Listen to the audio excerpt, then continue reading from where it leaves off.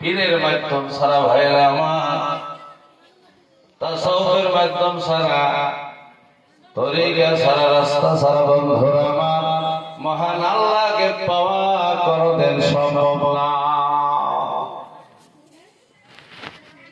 কিন্তু আল্লাহ পাইতে চাইলে খালি বয়ান করে দিলে হবে না, কিন্তু মেহনত করতে হবে।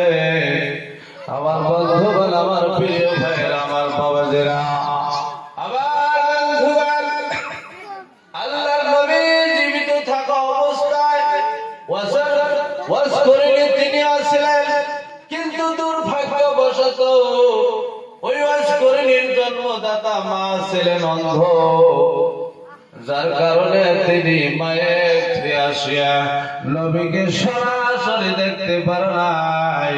আমার বন্ধুগণ, ওই জায়গা থেকে নবীকে দেখার জন্য পাগল। আমার বন্ধুগণ, ওয়াজ করলে তার মাকে বলছিলেন, তুমি আমার একটু পারমিশন দাও, আমি দরদের নবীর সাথে একটু সাক্ষাৎ করে আসি।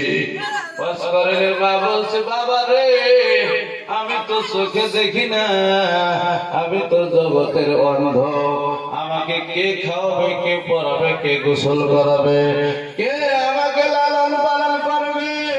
তুমি যদি আমার খুঁজিয়া নবীকে পাইতে যাও, আমি আর কি বলবো? আবার বন্ধুগণ, ওয়াজ করেন আর গেলেন না, মানে মহব্বত করেন, মাকে লালন পালন করেন।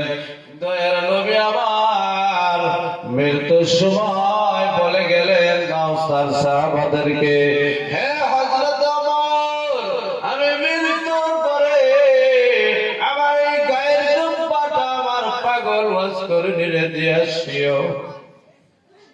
আবার বন্ধুগণ, তিনি ছিলেন নবীর আশিক বাবাজির আমার, আমরা এমন আশিক হয়ে গেলাম, নবীর যেটা সুন্নাত, নবীর যেটা আখলাক আমরা ভিতরে দিতে পারতেছি না। আমার বন্ধুগণ, খালি দরুদ পড়ে কান্দা দেখাইলে কাম হবে না, আপনার চেহারার ভিতরে বলতে হবে যে আপনি নবীর আশিক। আমার ভাইরা, অনেক মানুষ মিলাদে ক্যাম্প করে মিলাদ পড়িয়া দরুদ পড়িয়া হালকে বেহাল হয়ে যায়। বন্ধুগণ আমার, আপনার চেহারার ভিতরে তো তা কয় না, আপনার চেহারাটা দেখলে তো নবীর কথা মনে হয় না, আপনার চেহারাটা দেখলে তো আল্লাহর কথা মনে হয় না। আমার বন্ধুগণ, যতক্ষণ পর্যন্ত আপনার পরিবেশ আপনি পরিবর্তন না করতে পারেন, আমার ভাইরা বাবাজিরা আমার, আল্লাহর নবীর আশিক হওয়া যাবে না কোনদিন।